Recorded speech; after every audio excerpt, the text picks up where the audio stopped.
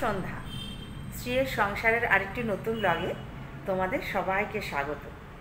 আজকে 2024 সালের শেষ দিন, মানে 31 ডিসেম্বর। কালকে 2025। তো সব কিছু মিলিয়ে আবার আমরা নতুন করে পথ চলতে শুরু করব। 2024টা অনেকের হয়তো অনেক খারাপ গেছে, আবার কারো কারো খুব আনন্দের গেছে। এটাই তো জগতের নিয়ম বন্ধু। তো এবার জানো তো 31-এ সেভাবে কোথাও বেরোয়নি, আমার শরীরটা একটু খারাপ হয়েছিল, তো কোথাও বেরোয়নি। তো ঐশ্বর্যা একটু বায়না করছিল, মা কোথাও নিয়ে চলো। তো এখন আমি একটু যাচ্ছি মেলাতে, আমাদের কাছেই শ্যামনগরে মায়ের পুজো উপলক্ষে আর কি, পৌষকালীর পুজো উপলক্ষে। ওখানে তো মেলা হয় প্রত্যেক বছর, আর এমনি সব 12 মাসে ওখানে দোকানপাট থাকে, তবুও তোমাদের আমি আগেও দেখিয়েছি, তো সেখানে একটু যাচ্ছি।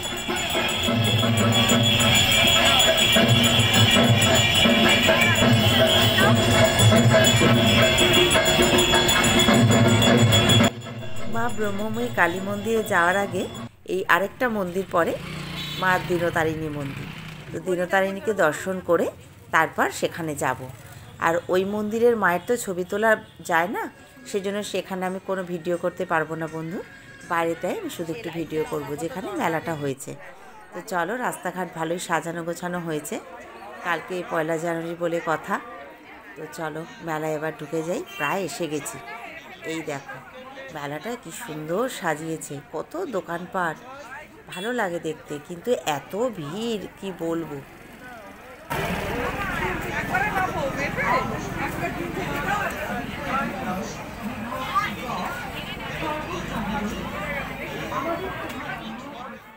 চারপাশে এত খাবারের দোকান, ঐশ্বর্যা ভেবেই পাচ্ছে না কোনটা ছেড়ে কোনটা খাবে। আর পাপড়ি চাটের দোকানের দিকে তাকাচ্ছিল, আমি বললাম ফেরা পথে খাবি, এখন আগে চল মাকে আমি দর্শন করব। এই দেখো পুজোর ডালি নিয়ে সব বসেছে দোকানপাট। আর এই যে একদম মেন তোরণটা, যেখান থেকে আর কি সবাই লোকজন ঢুকছে আর কি মায়ের মন্দিরের রাস্তাটায়, সেখানে এরকম করে না সব সময় পুজো করা থাকে, মূলো কমলা দিয়ে পুজো করা রয়েছে। আর এই দেখো ভেতরে দোকানপাট, লোকজন, একদম হইচই চারপাশটা।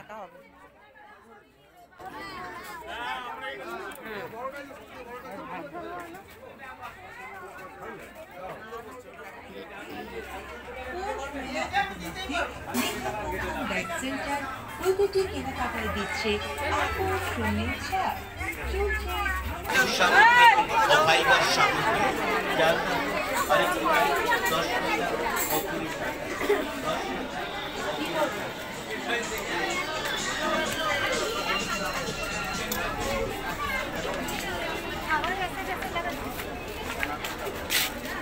চল দেখো কি সুন্দর মারছে। ঐশ্বর্যাকে বললাম তুই এরকম বোনটার মতো বেলুন ফাটা, না ফাটাবেই না, না আমি এখন বড় হয়ে গেছি মা, ওর এটাই কথা আর কি। আর জানো বন্ধুরা কি বলবো, এই যে আচারগুলো দেখে আমার কি লোভ লাগছে, মনে হচ্ছে প্রত্যেকটা বয়ম বাড়িতে নিয়ে চলে যাই, এত আচার খেতে আমি ভালোবাসি যে কি বলবো। আর এখানে দেখো মন্দির টন্দিরগুলো কি সুন্দর সাজিয়েছে।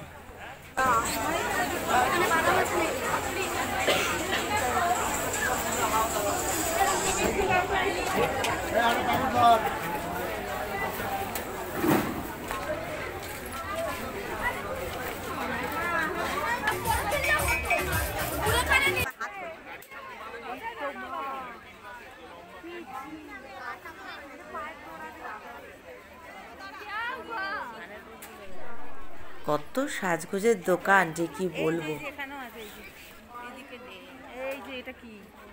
এখন কিছুই কেনাকাটা করব না, আর আজকে না আমি তো পুজো দেব না, যেহেতু আমি এমনি মাকে দর্শন করতে এসেছি। পরে আরেকদিন আসবো, এই পৌষ মাস থাকতে থাকতেই আসবো, এসে মাকে মূলো কমলা দিয়ে পুজো দিয়ে যাব।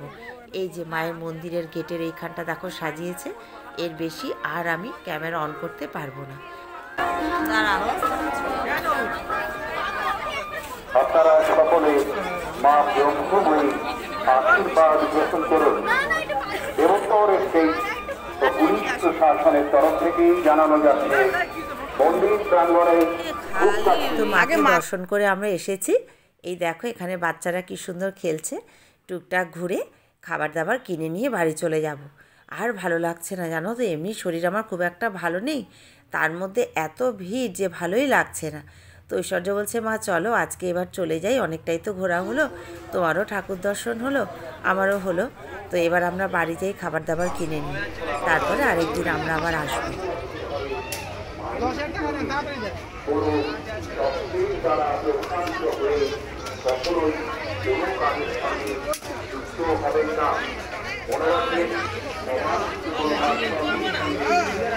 আমার হাতটা ধরো।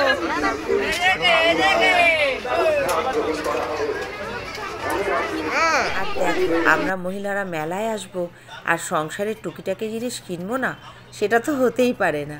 তাই জন্য দু একটা জিনিস বেশ পছন্দসই লাগলো, একটু নতুন ধরনের চামচ, একটু বাটি, ছোট্ট ছোট্ট বাটি যেগুলো আর কি তরকারি টরকারি দিতে রুটির সাথে বেশ সুবিধা হয়, টুকটাক কিনে টিনে নিয়ে এইবার আমরা বাড়ির পথে চলেছি।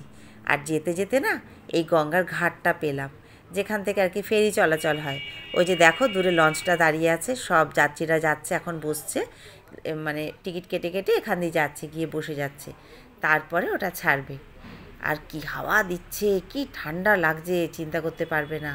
আর ভাল লাগছে না, বললাম না যাই, গরমের দিনে হলে না একটু দাঁড়াতে ভালো লাগে, এই ঠান্ডা হাওয়ার মধ্যে দাঁড়াতে মোটেও ভালো লাগে না। তো চলো এবার দেখি, ঐশ্বর্য বলছে পাপড়ি চাট খাবে, আর জিলিপি টিলিপি যা হয় কিনে টিনে নিয়ে বাড়ি যাব।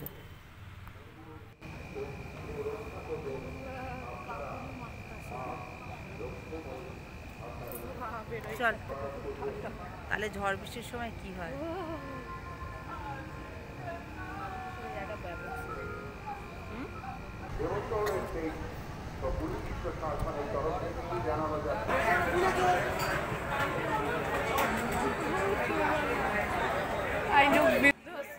এই যে আমরা পাপড়ি চাট কিনে নিয়ে এখানে খাবো না, এত ভিড়ের মধ্যে প্যাকিং করে নিয়ে বাড়িতে গিয়ে আরাম করে খাবো।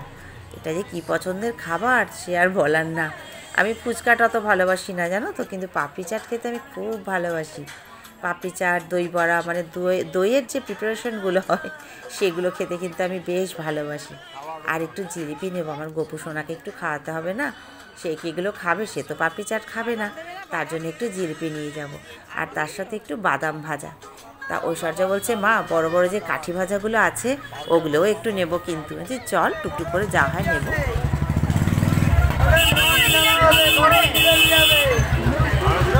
বাবা ঢাকাই পরোটাগুলো দেখ না,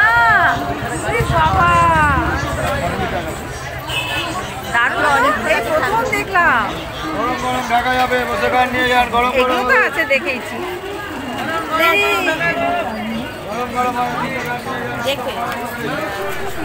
তৈরি করছে দেখো।